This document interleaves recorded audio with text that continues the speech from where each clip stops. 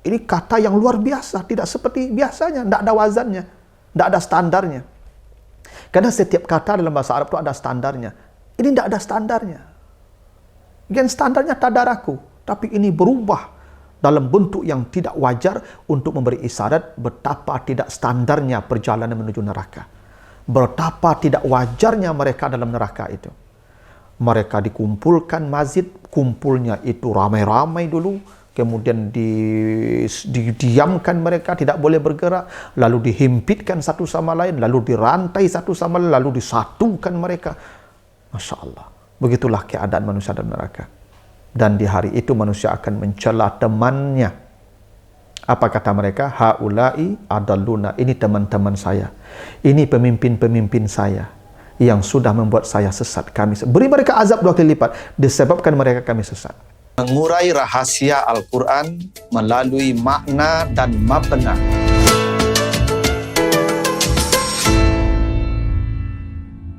Assalamualaikum warahmatullahi wabarakatuh. Alhamdulillahil ahadis samad, lam yalid wa lam yulad wa lam yakul lahu kufuwan ahad. Allahumma salli ala Muhammad afsahi mannatika biddad wa alihi wa ashabihi ila yaumil wa'ad, amma ba'd. Para pemirsa program Makna dan Mabna yang dimuliakan Allah, kembali kita lanjutkan bahasan kita tentang bangunan dan struktur kata dan kalimat di dalam Al-Quran, serta makna dan pesan di balik bangunan dan struktur kata dan kalimat di dalam ayat-ayatnya tersebut. Kali ini kita akan bahas surat Al-A'raf ayat yang ke-38. Kita baca ayatnya, surat Al-A'raf ayat 38. A'udzubillahi minasyaitonirrajim. Qala dukhulu fi umamin qad khalat min qablikum minal jinni wal insi finnar kullama dakhalat ummatun la'anat ukhtaha hatta izad daraku fiha jami'an qalat ukhrahum liulahum rabbana haula'i adalluna fa'tihim azaban di'fan minan nari qala likullin di'fun walakin la ta'lamun. Allah berfirman, masuklah semua kalian ke dalam neraka bersama umat-umat yang terdahulu dari jin dan manusia. Setiap kali masuk satu umat, maka mereka melaknat teman mereka. Hingga apabila semua mereka telah berkumpul di dalam neraka, berkatalah orang yang belakangan kepada orang yang dahuluan dari mereka, ya Tuhan, mereka ini telah menyesatkan kami, maka berilah mereka azab 2 kali lipat dari azab neraka. Allah berfirman, semua orang akan mendapat tambahan lipatan azab, tapi kamu tidak mengetahui. Nah, itu artinya surat Al-A'raf ayat 38. Jadi ayat ini menceritakan tentang keadaan penduduk neraka. Jadi penduduk neraka itu kan nanti kan digiring ke neraka, itu zumara ya. Wasiqallazi nakafaru ila jahannama zumara. Jadi orang-orang kafir akan digiring ke neraka itu berkelompok-kelompok. Jadi ada kloternya, ada rombongan-rombongan yang mereka sampai ke neraka itu beda-beda. Ada yang duluan, ada yang belakangan. Nah, kata Allah, jadi orang-orang ini ketika mereka sampai ke neraka, maka yang datang belakangan akan melaknat yang masuk duluan. Karena disebabkan mereka yang masuk duluan itulah mereka juga masuk neraka. Mereka minta, ya Allah, ini orang-orang nih tolong tambah azabnya. Kenapa? Disebabkan mereka lah kami masuk neraka. Kata Allah, ya, semua akan mendapat tambahan azab sesuai dengan apa yang kamu kerjakan. Ada hal yang menarik secara struktur ya, kita perhatikan ayat ini. Coba perhatikan kata hatta izad daraku fiha jami'an, hingga apabila mereka semua telah berkumpul di dalam neraka. Jadi mereka berkumpul dalam neraka itu bahasa Arabnya iddaraku. Ya, izad daraku, iddaraku. Itu artinya berkumpul ya. Saling menemui, saling bertemu, saling mendapati, namanya iddaraku. Nah, kata iddaraku ini unik secara morfologi itu tidak ada timbangannya, tidak ada polanya, tidak ada wazannya. Iddaraku itu tidak ada timbangannya, polanya tidak jelas, tidak tentu, ya, tidak ada patronnya. Iddaraku itu tidak ada patronnya. Tapi kata iddaraku itu sudah mengalami beberapa modifikasi. Ya. Kata iddaraku itu dari kata daraka. Ini bentuk mujarradnya, ya, bentuk aslinya 3 huruf. Dal, raf, dal, rakaf, daraka. Ini aslinya.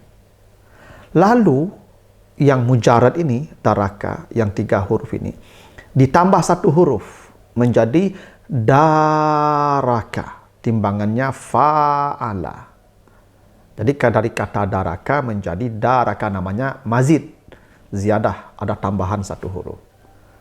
Lalu dari kata daraka ditambah lagi 1 huruf menjadi tadaraka, namanya mazid 2 huruf. Jadi dari kata daraka menjadi daraka, lalu menjadi tadaraka, timbangannya tafa'ala. Itu wazannya begitu. Kemudian kata tadaraka itu diganti tanya dengan dal, namanya ibdal. Ibdal itu penggantian huruf. Sebenarnya tidak perlu diganti. Untuk apa diganti? Karena tidak ada masalah. Tadaraka itu ya bisa dibaca, dan itu timbangannya benar, dan ada wazannya yang jelas. Tapi diganti dengan dal. Ta diganti dal, ibdal namanya. Dan dalnya mati, sehingga sulit dibaca. Kalau mau dibaca daraka, dalnya mati dulu. Daraka. Jadi sulit, jadi berat. Nah, untuk menyelesaikannya, karena dia mati, huruf pertamanya dalnya mati, dikasihlah namanya hamzah wasal. Alif di awal, namanya hamzah wasal. Yang wasal itu artinya bersambung. Untuk menyambung huruf yang mati, diberilah hamzah wasal menjadi iddaraka. Dalnya mati, dalnya berharkat. Dia 2 dal di sana. Dal 1 mati, dal kedua berharkat. Iddaraka. Kemudian 2 dal yang 1 mati, yang 1 berharkat ini diidghamkan, ditad'if karena dia muda'af, diidghamkan. Jadi ada muda'af di sana. Dari kata daraka menjadi iddaraka itu ada muda'af, berhimpitan. 2 huruf yang berhimpitan namanya muda'af, delebur menjadi 1, namanya idgham, menjadi iddaraka. Jadi prosesnya panjang. Dari daraka menjadi iddaraka itu prosesnya berat.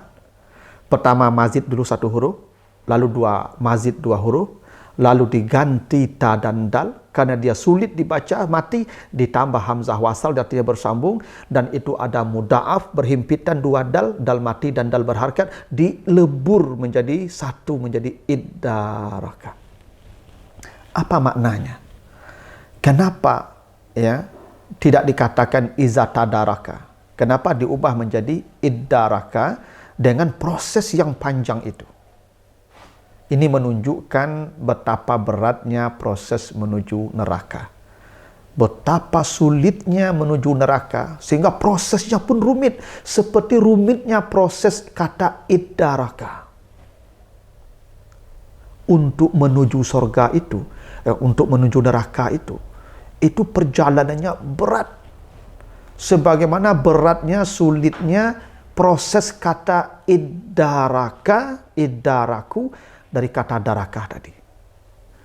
Ada proses namanya ziyadah. Jadi penduduk neraka itu dikumpul, namanya ziyadah. Dikumpul semua, namanya ziyadah. Setelah dikumpul, mereka itu ibdal, diubah dari bentuknya, diubah, formatnya diubah, Masya Allah, bentuknya, ibdal.